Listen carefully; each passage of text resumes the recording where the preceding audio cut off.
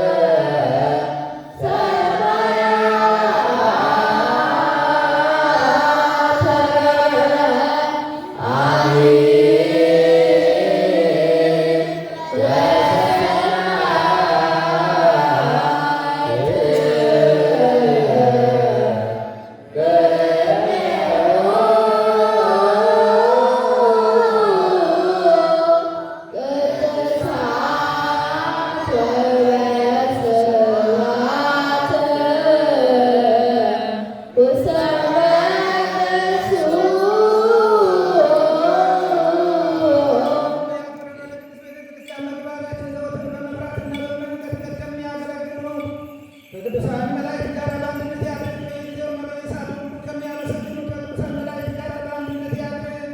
ዛሬም ዘወትርም ለዘላለሙ። አምላካችንና መድኃኒታችን ሰውን የምትወድ እግዚአብሔር ሆይ ቅዱሳን የሚሆኑ ደቀ መዛሙርትህንና አገልጋዮችን ብፁዓን ሐዋርያትን ወደ ዓለም ሁሉ ዳርቻ የሰደድካቸው አንተ ነህ። የመንግሥትህን ወንጌል ይሰብኩና ያስተምሩ ዘንድ በሕዝብ ውስጥ ያለውን ደዌውን ሁሉ በሽታውን ሁሉ ያድኑ ዘንድ ከዓለም አስቀድሞ የነበረውን የተሰወረውን ምስጢርንም ያስተምሩ ዘንድ አሁንም ጌታችን አምላካችን ብርሃንና ጽድቅን ላክልን። የሐሳባችንና የልቡናችንን ዓይኖች አብራልን። የከበረ የወንጌልን ቃል በመጨከን እንሰማ ዘንድ የበቃን አድርገን። የምንሰማ ብቻ አይደለም እንደሰማን እንሰራ ነው እንጂ ስለ አንዱ ፈንታ 30ና 60 መቶም ያማረ ፍሬ በላያችን ያፈራ ዘንድ የወገኖችን ኃጢአት ታስቡልን ዘንድ ለመንግሥተ ሰማያት የበቃን እንሆን ዘንድ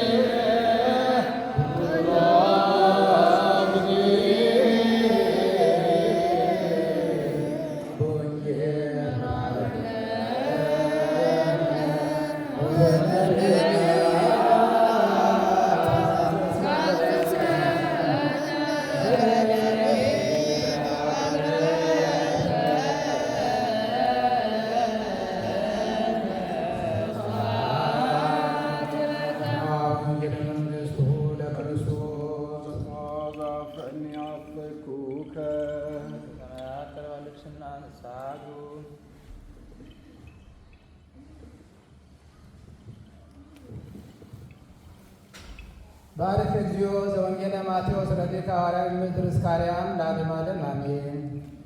የማቴዎስ ወንጌል ምዕራፍ 6 ከቁጥር 16 ስትጦም እንደ ግብዞች አትውልጉ፣ ለሰዎች እንደ ጦመኛ ሊታዩ ፊታቸውን ያጠፋሉና እውነት እላቸዋለሁ ዋጋቸውን ተቀብለዋል። አንተ ግን ስትጦም በስውር ላለው አባትህ እንጂ እንደ ጦመኛ ለሰዎች እንዳትታይ ራስህን ተቀባ፣ ፊትህንም ታጠብ። በስውር የሚያይ አባትህ በግልጥ ያስረክብሃል። ብልና ዝገት በሚያጠፉት ሌቦች ቆፍረው በሚሰርቁት ዘንድ ለእናንተ በምድር ላይ መዝገብ አትሰብስቡ። ነገር ግን ብልም ዝገትም በማያጠፉት ሌቦች ቆፍረው በማይሰርቁት ዘንድ ለእናንተ በሰማይ መዝገብ ሰብስቡ። መዝገብህ ባለበት ልብህ ደግሞ ከዚያ ይሆናልና። የሰውነትህ መብራት ዓይን ናት። ዓይንህ እንግዲህ ጤናማ ብትሆን ሰውነትህ ሁሉ ብሩህ ይሆናል። ዓይንህ ግን ታማሚ ብትሆን ሰውነትህ ሁሉ ጨለማ ይሆናል። እንግዲህ በአንተ ያለው ብርሃን ጨለማ ከሆነ ጨለማውስ እንዴት ይበረታ? ለሁለት ጌቶች መገዛት የሚቻለው ማንም የለም። ወይ አንዱን ይጠላል ሁለተኛውንም ይወዳል፣ ወይ ወደ አንዱ ይጠጋል ሁለተኛውንም ይንቃል። ለእግዚአብሔርና ለገንዘብ መገዛት አትችሉም። ስለዚህ እላችኋለሁ ስለ ነፍሳችሁ በምትበሉትና በምትጠጡት ወይም ስለ ሰውነታችሁ በምትለብሱት አትጨነቁ። ነፍስ ከመብል ሰውነት ከልብስ አይበልጥምን? ወደ ሰማይ ወፎች ተመልከቱ። አይዘሩም፣ አያጭዱም፣ በጎተራም አይከቱም፣ የሰማይ አባታችሁም ይመግባችኋል። እናንተ ከእነርሱ እጅግ አትበልጡምን? ከእናንተ ተጨምሮ በቁመቱ ላይ አንድ ክንድ መጨመር የሚችል ማን ነው? ስለ ልብስ ስለምን ትጨነቃላችሁ? የሜዳ አበቦች እንዴት እንደሚያድጉ ልብ ብላችሁ ተመልከቱ። አይደክሙም፣ አይፈትሉም። ነገር ግን እላችኋለሁ ሰለሞን እንኳን በክብሩ ሁሉ ከእነዚህ እንዳንዱ አልለበሰም። ሰማይና ምድር ቃሌ ግን እንዳለ ጌታ ተዛመርቶ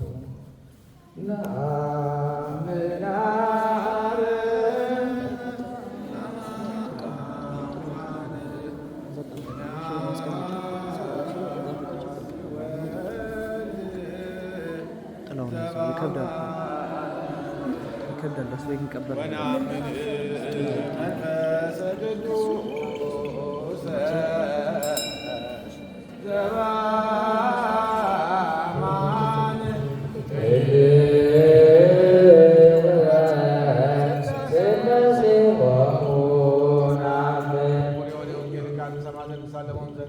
እርሱን ለመስማት የበቃን ያልበቃን ጌታችን አምላካችን መድኃኒታችን ኢየሱስ ክርስቶስ ሆይ አንተ በገባህበት በዚህ በመሠዊያ የእኛ የደካማ ግልገሎችን ልመናና ጸሎት እንደ ሐዋርያት አድርገህ ተቀበል።